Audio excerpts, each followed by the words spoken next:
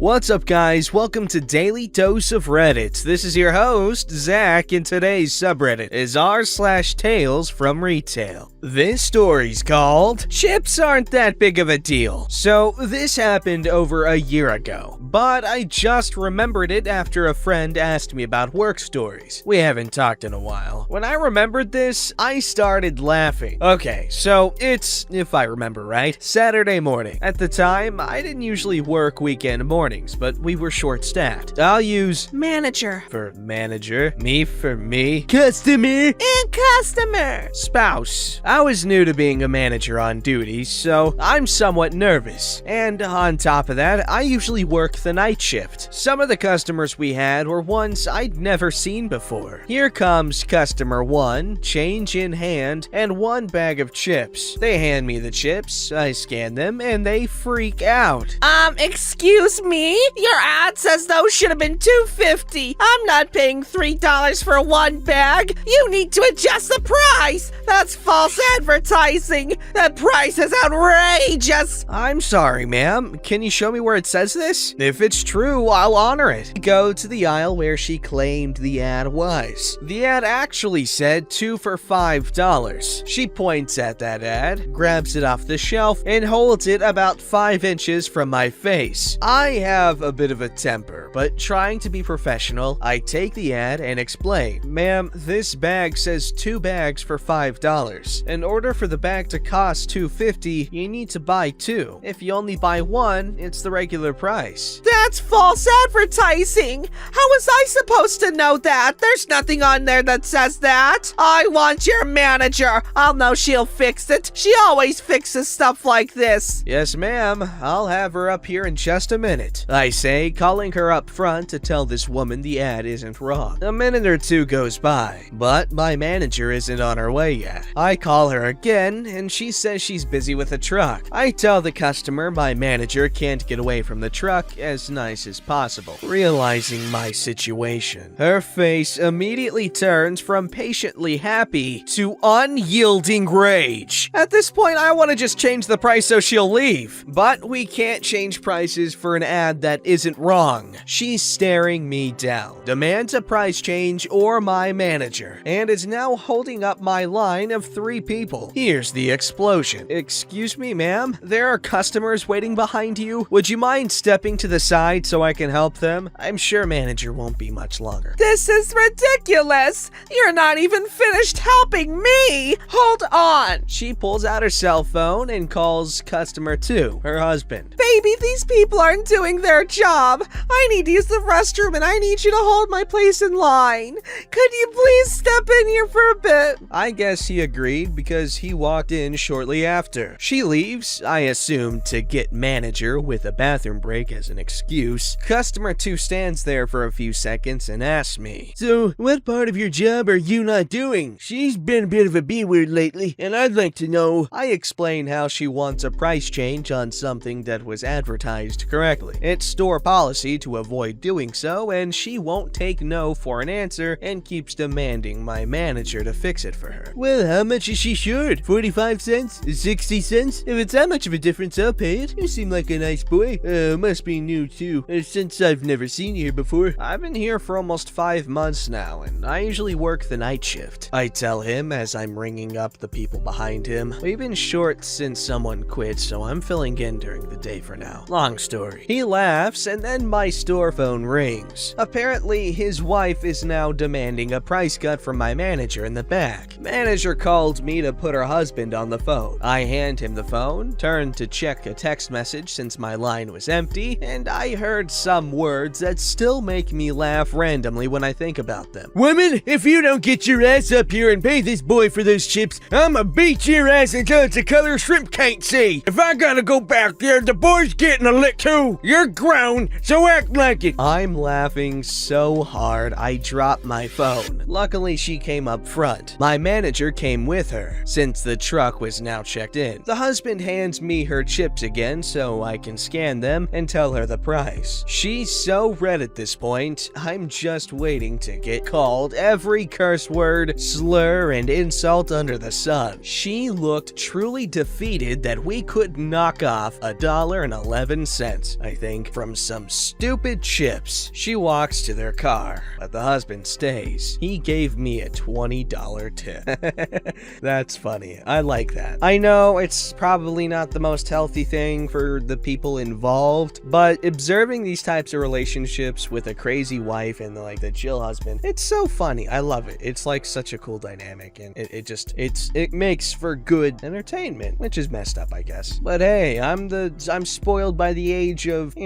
such readily available entertainment. So blame society. This story's called, "So Now I Have to Do Your Job Now?" This happened 2 weeks back, and it's just entirely stupid. Basically, we have a returns policy of 28 days on our clothes and some goods. No underwear or makeup. When coming back from lockdown, we extended our policy an extra 28 days for anybody who purchased anything that would have gone into the time that we had closed. We had 2 lockdowns, one in March and then a local city lockdown in June for like 2 to 4 weeks, so we reopened in early mid-July. A guy comes to my counter with 2 receipts, one that was within date and one from July 27th. I explained to the man I couldn't do the July receipt because it was out of date, to which he responds, "But we were in lockdown." Naturally, if a customer becomes questionable, I just get my supervisor involved because sometimes I feel as if the customer listens more to higher positions. My supervisor says the same thing, to which he responds, "We were in a lockdown." At this point, I'm questioning this, thinking, it's October. How did he expect to return it when we have a strict policy? And we had reopened in mid-July, which was just in time for him to return his stuff. Plus, he would have had an extra month because of lockdown, meaning he had all of August. At this point, my supervisor decided to get a manager involved to see if they were going to go easy on the customer and let them get away with it. But guess what? My manager said the same thing as me, and my supervisor explained to him he had an extra month to return his things. I'm pretty sure she looked at him like he was an idiot. The customer was getting annoyed now and became sarcastic and said, "Wow, great work from company name." Anyway, we managed to at least do his other refund, but by this point, he was pissed off. Naturally, with what's going on this year, our return system has changed. So customers have to put their returned items behind them, literally behind them by a few steps on these railings or blue box trolleys. So before the transaction ends and his money is returned to him, I tell him to please put his returned items behind him on the railing. He melts down at this point and shouts at me and says, "What, so now I have to do your job for you?" Yeah,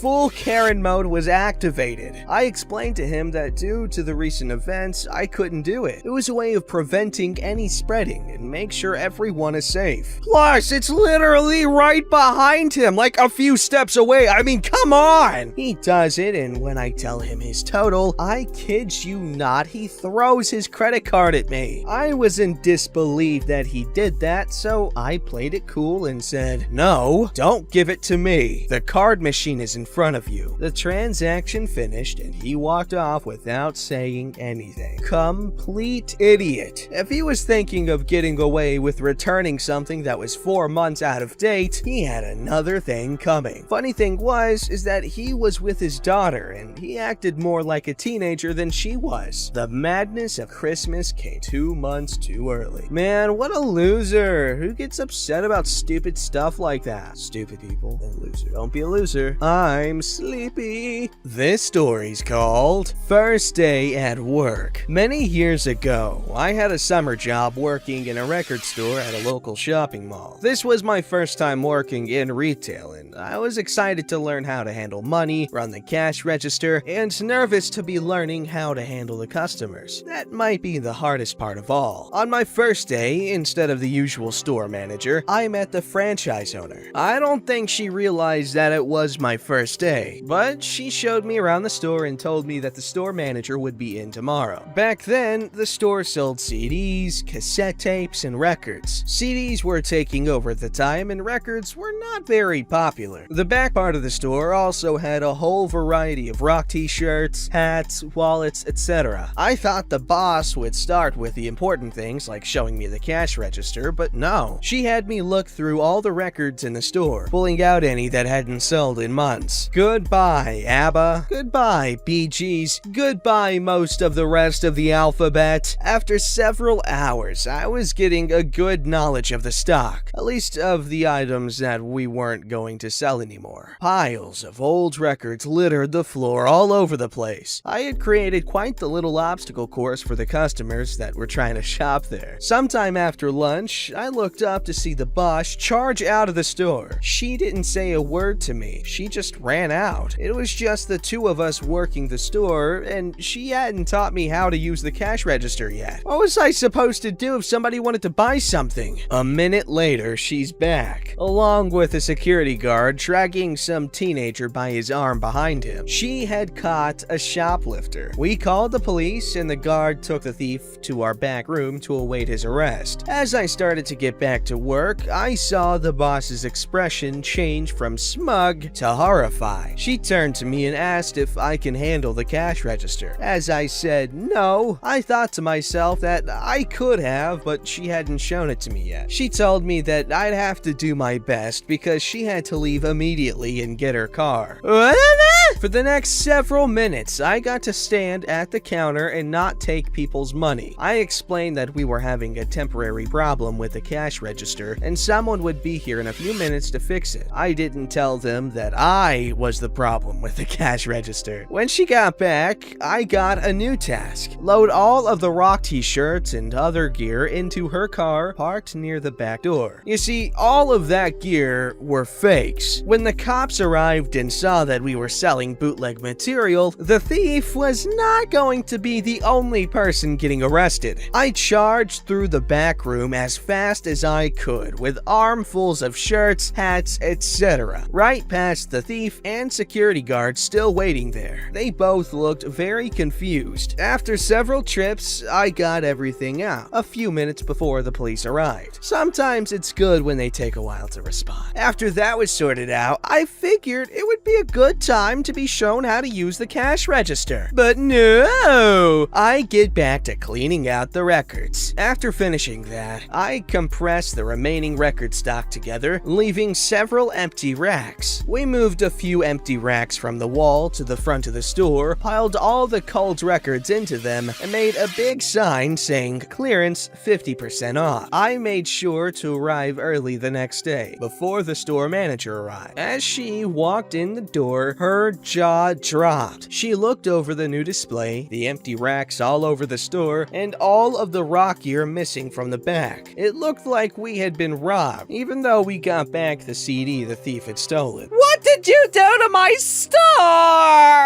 That is a wild story. Well, I hope everything was explained really quickly because that could look pretty bad. Alright, this story's called I Can Get That Cheaper at the Hardware Store. I'm honestly surprised at how many people were interested in my last story, so I decided to write another. This next story is a bit complicated. You see, at the thrift store I used to work at, they would have a mix of items that were donated and of stuff that actually came from a supplier, which would cause constant complaints from customers saying they could get it cheaper at the dollar store. I can't tell you how often I wanted to yell, "Then shop at the damn dollar store! You're not obligated to shop here!" But I never did. Actually proud that I never snapped at a customer. But this is part of how the story goes. So I was at the register when a man came to the register with a shovel, maybe a broom, wanting to purchase it. It was one that was provided by the supplier. I ring it up and he flips out. "What? Why does it cost so much?" I go on to explain that it comes from a supplier and that they set the prices. He says something along the lines of, "I know that's not true. You just have to say that. Honestly, I could get it cheap at the hardware store." I just shrug and silently wonder why he didn't go there first. "So, do you not want it?" I asked him. "No, I want it. You're lucky I need it or else I'd get it somewhere else." Yeah, felt so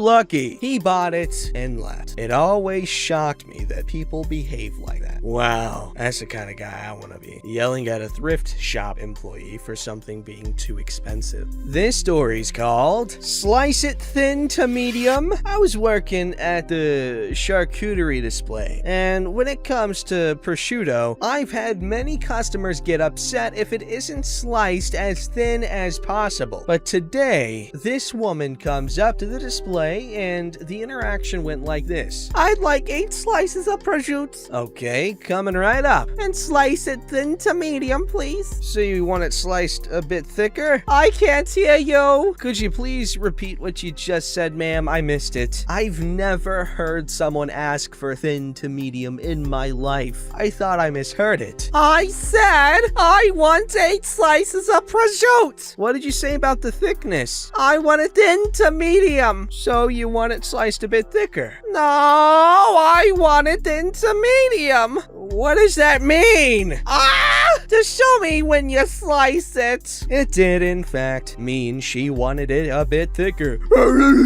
And please tell me thin to medium is not a common phrase because it's confusing as heck to me. Do you want it thin or not? Yes, come on. Come on. Honestly, man. Honestly, like your